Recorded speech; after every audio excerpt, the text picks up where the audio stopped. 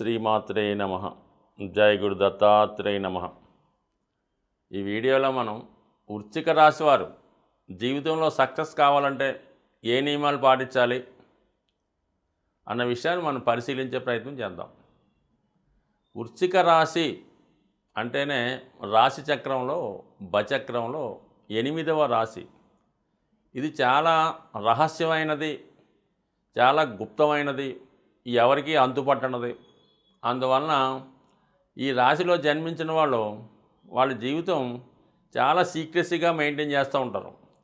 వాళ్ళ యొక్క హృదయ లోతులను కానీ, వాళ్ళు ఏం చేస్తున్నారు అన్న విషయాన్ని కానీ, ఎలా ధనాన్ని సంపాదిస్తున్నారు, జీవితాన్ని ఎలా మెయింటైన్ చేస్తున్నారు, వాళ్ళ ప్లాన్స్ ఏంటి అని ఎవరికి తెలియకుండా చాలా జాగ్రత్తగా వాళ్ళ లైఫ్ని మేనేజ్ చేస్తుంటారు.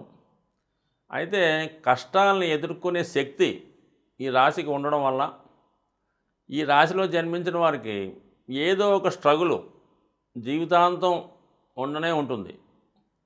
ఒక పక్క ఆనందం ఉంటుంది, ఒక పక్క మనోవిచారం, ఇబ్బందులు, స్ట్రగుల్స్ ఉండనే ఉంటాయి. వాటిని ఎదుర్కొనే శక్తి ఉండడం వల్ల వీళ్ళు బయటికి చెప్పుకోరు. మనం చెప్పినా కూడా దాన్ని తేలిగ్గా తీసి పారేస్తుంటారు. అంటే వీళ్ళ యొక్క కష్టాలు వీళ్ళే భరిస్తూ ఉంటారు అన్నమాట. ఆ విధంగా రహస్యంగా దాచుకుంటారు. అనేక విధమైనటువంటి నాలెడ్జ్ కలిగి ఉంటారు అన్నమాట. ప్రతి విషయాన్ని చాలా డెప్త్గా తెలుసుకునే ప్రయత్నం చేస్తూ ఉంటారు. పరిశోధనా జ్ఞానాన్ని కలిగి ఉంటారు అన్నమాట. అంటే మూలాలు తెలుసుకునే ప్రయత్నం చేస్తూ ఉంటారు. ఎక్కువగా ఈ రాశిలో ఈ గూఢచారి సంస్థల్లో ఉద్యోగస్తులు, మన దేశాన్ని రక్షించే పనిలో ఉన్నవాళ్ళు, అలాగే వైద్యులు, ఈ విధంగా ఈ రాశిలో ఉండే అవకాశాలు ఎక్కువగా ఉంటాయి. బట్ ఈ రాశి కుజుడు దీనికి ఆధిపత్యంతో పాటు 6వ స్థానానికి, అంటే వృశ్చికం నుంచి లెక్కెట్టుకుంటే మేషరాశికి కూడా కుజుడే అధిపతి అవడం వల్ల వీళ్ళకి వీళ్ళే పోటీ మాట. వీళ్ళ మించినోడు ఇంకోటి ఉండడం. అంటే వీళ్ళకి వీళ్ళే పోటీగా ఉంటూ వీళ్ళకి వీళ్ళే శత్రువులు తయారు చేసుకుంటారు, మళ్ళీ వాళ్ళని అధిగమిస్తూ ఉంటారు. అంటే ఎటువంటి పోటీకి వెళ్ళినా కూడా వీళ్ళకి వీళ్ళే పోటీ అన్నట్టు ఉంటారు. ఫైనల్ సక్సెస్ ఖచ్చితంగా సాధిస్తారు. ఎందుకంటే 6వ స్థానం మేషరాశి, దానికి కూడా కుజుడు అధిపతి. అది మూల త్రికోణ రాశి, ప్యూర్ అగ్నితత్వ రాశి. దానికి మరి రవి కూడా అక్కడ ఉచ్చ పొందడం వల్ల ఖచ్చితంగా వీళ్ళతో పోటీ పడి మాత్రం ఎవరు కూడా నెగ్గలేరు. అంటే వీళ్ళు సిన్సియర్గా వర్క్ చేస్తే మాత్రం ఎవరితో కూడా వీళ్ళకి పోటీ ఉండదు. మరి అటువంటి అత్యుత్తమమైనటువంటి రాశిలో జన్మించినటువంటి జాతకులు ఈ చిన్న స్థాయిలో వాళ్ళ లైఫ్ని మొదలుపెట్టి అత్యున్నత స్థాయికి తీసుకెళ్లే ప్రయత్నం చేస్తూ ఉంటారు. ఈ విధంగా మరి ఈ వృశ్చిక రాశి లేదా వృశ్చిక లగ్నంలో జన్మించిన వాళ్ళు అటు రాజకీయ రంగంలోనూ, అటు సినిమా రంగంలోనూ మంచి నేమ్ సంపాదించుకున్న వాళ్ళు చాలా అనుకూలంగా ఉంటారు. ధన పంచమాధిపతి గురువు అవటం వల్ల, అంటే రెండు అంటే కుటుంబ స్థానం అని చెప్తూ ఉంటుంది కాబట్టి వాళ్ళు మంచి కుటుంబంలో జన్మిస్తారన్నమాట. అంటే వాళ్ళు ఆలోచన, వీళ్ళ మాట తీరు, వీళ్ళ కుటుంబ సహకారంతో మరి పంచమం అంటే క్రియేటివిటీ, తెలివితేటలు, సంతానం, అవన్నీ కూడా ఉంటాయి. కాబట్టి వీళ్ళ కుటుంబమే వీళ్ళకి ధైర్యాన్ని ఇస్తూ ఉంటుంది. వీళ్ళ వాక్చాతుర్యమే వీళ్ళకి ధైర్యాన్ని ఇస్తూ ఉంటుంది. సో కుటుంబ సహకారంతో జీవితంలో ఉన్నత స్థాయికి ఎదుగుతూ ఉంటారు. అలాగే వీళ్ళ సంతానం కూడా వీళ్ళకన్నా గొప్పవాళ్ళుగా, అంటే వీళ్ళ సంతానం అవ్వచ్చు, వీళ్ళ యొక్క ఫాలోవర్స్ అవ్వచ్చు, వీళ్ళ యొక్క శిష్యులు అవ్వచ్చు, వీళ్ళంతా కూడా వీరికన్నా గొప్పవారిగా తయారవుతుంటారు. సో అత్యంత మేధావులంతా కూడా ఈ రాశి లగ్నంలో జన్మించడం జరిగింది. మరి గురువు వాక్స్థానాధిపతి అవ్వటం వల్ల వీళ్ళు చెప్పిందే శాసనంగా, వీళ్ళు చెప్పింది ఖచ్చితంగా వింటూ ఉంటారు. అందుకనే మరి సైనిక రక్షణలో కానీ, పోలీస్ డిపార్ట్మెంట్లో కానీ ఒక పెద్ద కమాండర్గా ఉన్నవాడు వాడు ఏం చెప్పినా కూడా, మంచి చెప్పినా చెడు చెప్పినా దూకేమంటే దూకేస్తుంటారు అన్నమాట. అటువంటి పవర్ఫుల్గా వాక్స్థానం వీళ్ళకి ఉంటుంది కాబట్టి అటువంటి పవర్ఫుల్గా ఉంటుంది. ధనయోగం కూడా చక్కగా ఉంటుంది ఈ రాశి వారికి. మరి తృతీయ చతుర్థ స్థానాధిపతి శని అవ్వటం వల్ల, చతుర్థం అనేది సుఖస్థానం అన్నమాట. సుఖస్థానం అంటే వీళ్ళ కంఫర్ట్స్, వీళ్ళ సౌఖ్యం, ఈ మనసు ప్రశాంతంగా ఉండడం, పబ్లిక్ రిలేషన్స్ ఇవన్నీ కూడా ఉంటాయి. అటువంటి స్థానాధిపతి, చతుర్థ స్థానాధిపతి శనిగ్రహం అవటం వల్ల ఈ రాశి అయినటువంటి కుజునికి మరి శత్రుగ్రహం అవటం వలన పెద్దగా సుఖపడలేకపోతుంటారు ఈ లగ్న జాతకులు, లేదా ఈ రాశిలో జన్మించిన వాళ్ళు. తల్లిదండ్రులకి దూరంగా ఏదో తాతగారింట్లోనో మేనమావుల ఇంట్లో చదువుకోవడం, హాస్టల్లో ఉండి చదువుకోవడం, లేదంటే ఏదో సైనిక రక్షణ కోసం, దేశ రక్షణ కోసం బోర్డర్లో విపరీతమైన చలిలో, విపరీతమైన మంచులో అలాగే వీళ్ళ జీవితాన్ని గడపడం. అంటే వీళ్ళ సౌఖ్యం తక్కువగా ఉంటుంది. మాతృ సౌఖ్యం తక్కువ, సుఖం తక్కువ ఉంటుంది అన్నమాట. ఆ సుఖం వల్లే వీళ్ళు దూరంగా ఉండడం కారణం అవుతుంది. బట్ సుఖం కూడా వీళ్ళు అలవాటు పడిపోతుంటారు అన్నమాట. ఎప్పుడు కూడా సుఖపడడానికి ఇష్టపడరు, కష్టపడడానికి ఇష్టపడుతుంటారు. ఆ విధంగానే మరి శని చతుర్థాధిపతి అవ్వడం వల్ల ఈ విధంగా ఉంటుంది. అయితే స్థిరాస్తులు కూడా అంత స్పీడ్గా సంపాదించుకోలేకపోతుంటారు. సున్నాకి ఒక గృహం కొద్దిగా సంపాదించుకుంటారు తప్ప మిగతా వాళ్ళగా విపరీతంగా సంపాదించే ప్రయత్నం చేయరు. అంత అవకాశం కూడా వీళ్ళకి వచ్చే అవకాశం కూడా లేదు. సో అయితే వారసత్వంగా వచ్చే ఆస్తులు మాత్రం కొంతవరకు ఉండే అవకాశం ఉంది. అష్టమ లాభాధిపతి బుధుడు అవటం వల్ల బుధుడు భూములకి కారణం అవుతుంటాడు. అష్టమం ఆకస్మిక లాభం అవుతుంటుంది. ఇన్సూరెన్స్ ద్వారా కానీ, పెద్దల వల్ల కానీ, లేదా వీలునామా వల్ల కానీ, లేదంటే వైఫ్ జీవిత భాగస్వామి తరపు నుంచి కానీ కొంత స్థిరాస్తి వచ్చే అవకాశం ఉంటుందన్నమాట. అది అనుకోకుండా అష్టమ లాభాధిపతి బుధుడు అవ్వటం వల్ల ఆ విధంగా వస్తుంది. బట్ పెద్దగా స్థిరాస్తులు సంపాదించుకునే జాతకం అయితే కాదు. ఇక సప్తమ వ్యయాధిపతిగా ఉన్నటువంటి శుక్రుడు, అంటే సప్తమ వివాహ జీవితం భార్య అని చెప్తుంటుంది. అలాగే సప్తమాధిపతి శుక్రుడు కూడా వివాహకారకుడు, భార్యకారకుడు.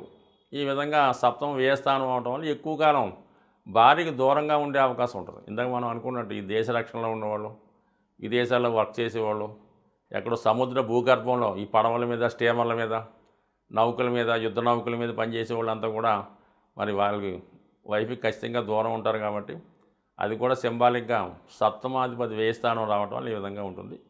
అయితే శుక్రుడు మంచి తెలివైన అందమైన భార్య వీళ్ళకి రావడం ఖచ్చితంగా జరుగుతుంటుంది. అయితే కొంత వైవాహిక జీవితంలో మాధుర్యాన్ని వీళ్ళు తక్కువగా అనిపిస్తారు. అయితే శుక్రుడు వ్యయంలో ఉండడం అన్నది ఏంటి కొంతవరకు ఓల్డ్ అంటే మన చివరి జీవితంలో రిటైర్మెంట్ తర్వాత మంచి లైఫ్, మంచి సౌకర్యాలు, మంచి భోగంగా హ్యాపీగా గడుపుతూ ఉంటారు ఆఫ్టర్ రిటైర్మెంట్. ఈ విధంగా శుక్రుడు వ్యయాధిపత్యం ఇవ్వడం జరుగుతూ ఉంటుంది. ఇక భాగ్యాధిపతి చంద్రుడు, అంటే తల్లి అదృష్టం మాట వీళ్ళ. భాగ్యాధిపతి చంద్రుడు అదృష్ట స్థానం, తల్లిగారి యొక్క అనుగ్రహం లేదంటే వాళ్ళ యొక్క ఆశీస్సులు ఎంత ఎక్కువ పొందితే ఈ రాశివారు అంత అదృష్టవంతులు అవడం జరుగుతుంటుంది అన్నమాట.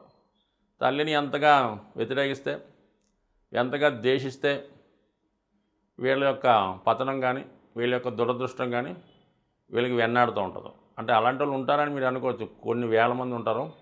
తల్లితో పన్నవాళ్ళు, తల్లిదండ్రులను వ్యతిరేకించిన వాళ్ళు, తల్లిదండ్రులకు ఫుడ్ పెట్టిన వాళ్ళు, తల్లిదండ్రుల దగ్గర ఆస్తి లేకుండా బయటకు తరివేసే వాళ్ళు కూడా అనేక మంది ఉంటారు.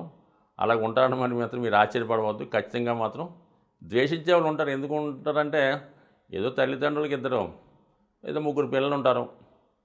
ఓ పిల్లవాడు బాగా ఐఏఎస్ చదివి కలెక్టర్ అయ్యాడు, ఇంక రెండో అమ్మాయి ఏదో డాక్టర్ చదివింది, ఇంకా మూడో అబ్బాయి పెద్దగా చదువుకోలేదు, ఇంట్లో ఉన్నాడు. వాడికి ఏదో కొద్దిగా ఎక్కువ ఏమైనా ప్రయత్నం చేస్తూ ఉంటారు. వాళ్ళకి అభిమానంగా ఏదో వాళ్ళకు ఉన్న ఇల్లు బంగారం వాడికి ఇస్తే మరి మిగతా వాళ్ళకి కోపం వస్తూ ఉంటుంది అన్నమాట. అంతా వాడికే పెడతారంటారు మరి. సో ఆ విధంగా వీళ్ళిద్దరూ కూడా ఈ తల్లిదండ్రుల మీద ద్వేషం పెంచుకుంటూ ఉంటారు అన్నమాట. వీళ్ళు పాపం తక్కువగా ఉన్నవాడిని చూద్దాం అలానుకుంటే ఈ బాగా ఉన్నవాళ్ళు వీళ్ళని సరిగ్గా చూడకుండా, సరే ఇవన్నీ అందరికీ తెలిసినాయి కానీ బట్ మొత్తం మీద ఈ విధంగా తల్లిని ద్వేషించేవాళ్ళంటే విషయం చెప్తున్నాం. ఈ విధంగా తల్లిని ఎంతగా ప్రేమిస్తే మీ యొక్క అదృష్టం అంత ఖచ్చితంగా బాగుంటుంది అన్నమాట. ఇది ఖచ్చితమైన సీక్రెట్, సరే గమనించి చూడండి. ఇంకా దశమస్థానం రవి స్థానం కాబట్టి వీళ్ళు ఎక్కువ శాతం గవర్నమెంట్ సర్వీస్లో ఉంటారన్నమాట. రవి ప్రభుత్వ ప్లానెట్ కాబట్టి చిన్న స్థాయి నుంచి పెద్ద స్థాయి వరకు ఏ డిపార్ట్మెంట్లో కానీ ఏ యూనిట్లో కానీ ఎక్కువ ఉంటారు. బట్ ఎక్కువ వృశ్చిక రాశి వారు అంటే ఈ దేశ రక్షణ అంటే యూనిఫారం వేసుకొని ఎవరైతే ఉద్యోగం చేస్తారో వాళ్ళందరూ కూడా ఈ వృశ్చిక రాశి కిందకు వస్తారు. వాళ్ళకి దశమం రవి అవడం వల్ల ప్రభుత్వ సర్వీస్ బాగా రాణిస్తుంది. బుధుడు లాభస్థానం అవడం వల్ల మిత్రుల యొక్క సహకారం, వ్యయాధిపతి శుక్రుడు అవడం వల్ల అంటే చివరి జీవితంలో సుఖమైన జీవితం అనుభవిస్తూ ఉంటారు అన్నమాట. అంటే ఇక్కడ ఈ విధంగా ఉంటే మరి ఈ నక్షత్రాలు ఏంటని మనం గమనించినప్పుడు ఈ రాశిలో ఉన్నటువంటి మోస్ట్ పవర్ఫుల్ నక్షత్రం ఏంటంటే జ్యేష్ఠ నక్షత్రం. ఈ జ్యేష్ఠ నక్షత్రానికి ఇంద్రుడు అధిపతి. ఇంద్రుడు అధిపతి అంటే దేవతల యొక్క రాశి దీనికి అధిపతి అవడం వల్ల ఈ రాశి లేదా ఈ నక్షత్రంలో పర్టికులర్గా జన్మించి లగ్నం ఈ నక్షత్రం మీద పడినా, ఈ నక్షత్రంలో జన్మించిన లేదంటే కర్మస్థానాధిపతి ఈ నక్షత్రం మీద పడినా వాళ్ళు జీవితంలో అత్యున్నత స్థాయికి వచ్చేదాకా కూడా జీవితంలో నిద్రపోరన్నమాట. ఆ విధంగా ప్రయత్నం చేస్తూ ఉంటారు. వీళ్ళకి పోటీగా ఎవరన్నా వస్తున్నారా, వీళ్ళని అధిగమించడానికి ఎవరన్నా ప్రయత్నం చేస్తారంటే వాళ్ళు ఏదో విధంగా తొక్కేసే ప్రయత్నం చేస్తారన్నమాట. వాళ్ళ జీవితంలో పైకి రాకుండా ఏదో విధంగా ప్రయత్నం చేసి వాళ్ళని అణగదొక్కే ప్రయత్నం చేస్తూ ఉంటారు. సో ఈ విధంగా ఉంటే వీళ్ళకి ఏదో ఒక వ్యసనం వల్ల, ఏదో ఒక వీక్నెస్ వల్ల పెద్దలు ఇచ్చే ఆస్తి పోగొట్టుకోవడం జరుగుతుంటుంది. సో అలాగే విపరీతమైన యాంగ్జైటీ కలిగి ఉండడం వల్ల ఏంటంటే ఇతరులకి వీళ్ళ యొక్క ధనాన్ని వాళ్ళ ఇతరుల మెప్పు కోసం ఖర్చు పెట్టి ఆ విధంగా కూడా పోగొట్టుకునే అవకాశం అది ఉంది. బట్ ఏదైనప్పుడు కూడా ఈ జ్యేష్ఠ నక్షత్ర జాతకులతో అంటే సాధారణంగా వృశ్చిక రాశి లేదా వృశ్చిక లగ్నంతోనే వారితోనే శత్రుత్వం పెట్టుకోకూడదు, వాళ్ళ జోలికి 99% వెళ్ళకూడదు. తీరా ఈ జ్యేష్ఠ నక్షత్రంలో లగ్నం కానీ నక్షత్రం కానీ పడితే వీళ్ళ జోలికి అసలు వెళ్ళకూడదు. వీళ్ళు మొత్తం సర్వం నాశనం అయిపోయినా ఈ పోటీగా వచ్చినా కూడా నాశనం చేసే ప్రయత్నం చేస్తుంటారు అన్నమాట. సో అంత కఠినాత్ములు, అంత వారియర్స్లా ఉంటారన్నమాట. సాధారణంగా వీళ్ళు పోయినా ఎర్రవాడు బాగుపడకూడదన్న లక్షణాన్ని కలిగి ఉంటారు. బట్ వీళ్ళు పైకి వస్తూనే ఉంటారు, శత్రువుల్ని అలా వేటాడుతూ ఉంటారు అన్నమాట.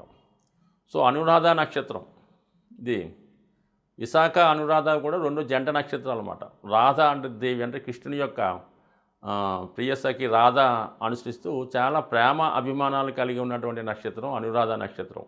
ఎక్కువ అనురాధ నక్షత్రానికి చెందినటువంటి పుట్టపర్తి సత్యసాయిబాబా గారి గ్రహాలు ఎక్కువ ఈ నక్షత్రం పైన ఉండడం వల్ల వాళ్ళు అందరినీ కూడా చాలా బాగా ప్రేమిస్తూ ఉండేవారు అనమాట. మనుషులందరినీ, మానవాళ్ళని ప్రేమిస్తూ అనేక రకాల సౌకర్యాలు ఆయన జనజీవనాన్ని కలిగించడం జరిగింది. అంటే మాతృస్వామ్యంగా ఆయన అంత విధమైన ప్రేమాభిమానాలు కలిగి ఉంటారు. దానికే గుర్తు ప్రేమ ప్రేమ ప్రేమ అది పుట్టపర్తి సత్యసాయిబాబా గారి సింబలం. సో ఈ విధంగా ఈ నక్షత్రంలో జన్మించిన వాళ్ళు చాలా హెల్పింగ్ నేచర్ కలిగి ఉంటారు. అంటే స్వభావ సిద్ధంగా శని భగవాన్ నక్షత్రం వల్ల వీళ్ళ జీవితంలో అంత పైకి రాలేకపోతుంటారు.